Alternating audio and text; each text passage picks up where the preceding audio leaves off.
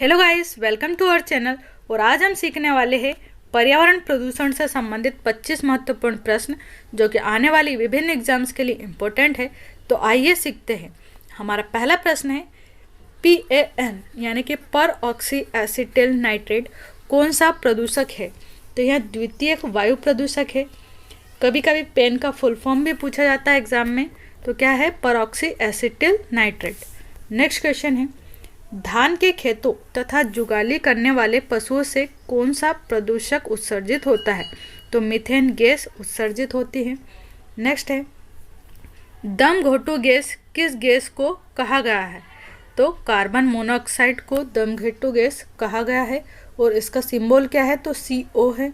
Next है supersonic jet विमानों से निकलने वाली कौन सी गैस ओजोन परत को पतली करती है।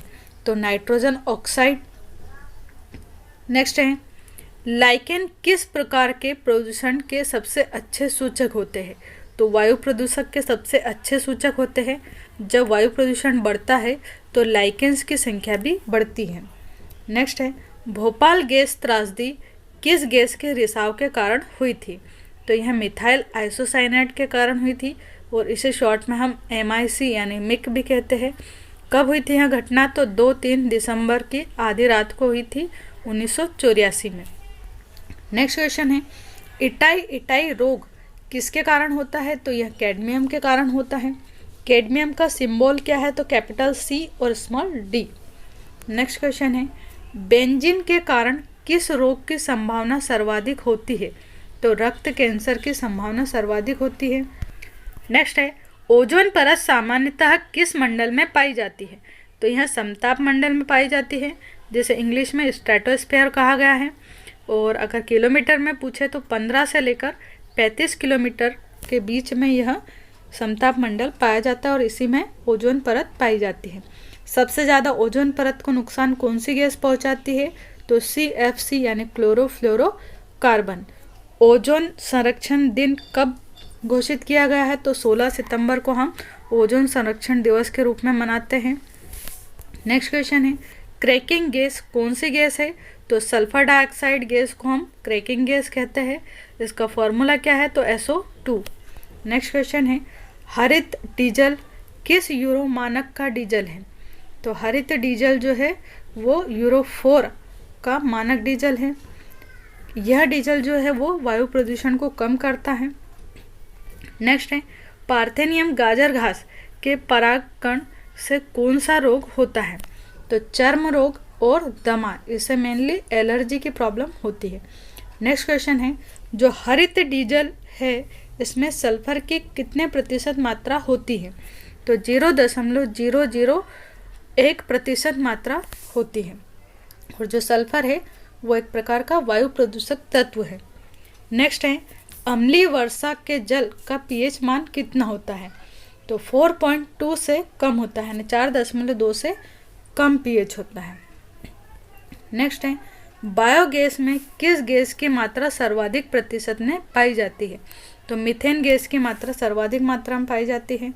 नेक्स्ट क्वेश्चन है हमारा पौधे के लिए आवश्यक तत्वों की संख्या कितनी है।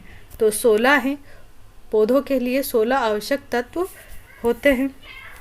केंद्रीय मृदा संरक्षण बोर्ड की स्थापना कब की गई थी। मोस्ट टाइम क्वेश्चन है केंद्रीय मृदा संरक्षण बोर्ड की स्थापना कब की गई थी। तो 1953 में की गई थी।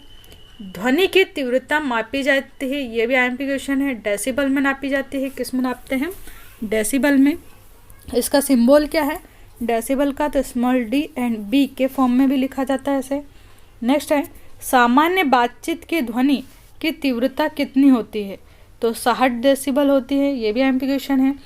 केंद्रीय प्रदूषण नियंत्रण बोर्ड द्वारा औद्योगिक क्षेत्रों में दिन के समय में निर्धारित ध्वनि तीव्रता स्तर कितना होता है। यानी कि जहाँ पर औद्योगिक क्षेत्र हैं वहाँ पर ज़्यादा से ज़्यादा 75 डेसिबल की ध्वनि हम प्रोड्यूस कर सकते हैं, इससे ज़्यादा नहीं। अगर इससे ज़्यादा ध्वनि प्रदूषण होता है तो इसके लिए फिर सरकार हमें दंड दे सकते हैं। नेक्स्ट क्वेश्चन है आवासीय क्षेत्र में स्वीकार मानक ध्वनि तीव्रता दिन में कितनी होती है। जहाँ पर लोग रहते हैं वहाँ पर कितने डेसिबल की ध्वनि हम प्रोड्यूस कर सकते हैं, उससे अधिक नहीं तो 75 डेसिबल। जो आवासीय क्षेत्र है जहाँ पर लोग रहते हैं वहाँ पर 75 डेसिबल से अधिक की ध्वनि नहीं होना चाहिए। और सामान्य बातचीत की जो लिमिट है या डेसिबल है वो कितनी है, तो 60 डेसिबल। नेक्स्ट है, ध्वनि की गति से अधिक रफ्तार से चलने वाले जेट विमानों से उत्पन्न आवाज़ या शोर को क्या कहते हैं, तो इसे हम सोनिक बूम कहते हैं। क्या कहते हैं, सोनिक बूम। नेक्स्ट क्वेश्चन है, पहला हाइड्रोजन बम विस्फोट अमेरिका के द्वारा प्रशांत महासागर के किस टापू पर किया गया था। तो हाइड्रोजन बम सबसे पहले अमेरिका ने कौन से टापू पर विस्फोट किया था, तो बिकिनी टापू पर किया था। और कब, 1954 में। नेक्स्ट क्वेश्चन है, किस स्तर से अधिक की ध्वनि खतरनाक ध्वनि प्रदूषण कहलाती है।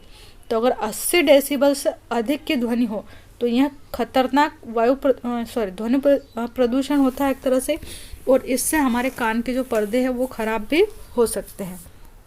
नेक्स्ट है, किस देश में सर्वाधिक अम्लीय वर्षा होती है। तो जो नॉर्वे है इसमें सर्वाधिक अम्लीय वर्षा होती है। इसके अलावा नॉर्वे को हम अर्धरात्रि के सूर्य का देश भी कहते हैं। तो ये था हमारा आज की question. Thank you so much for watching my video. Thank you.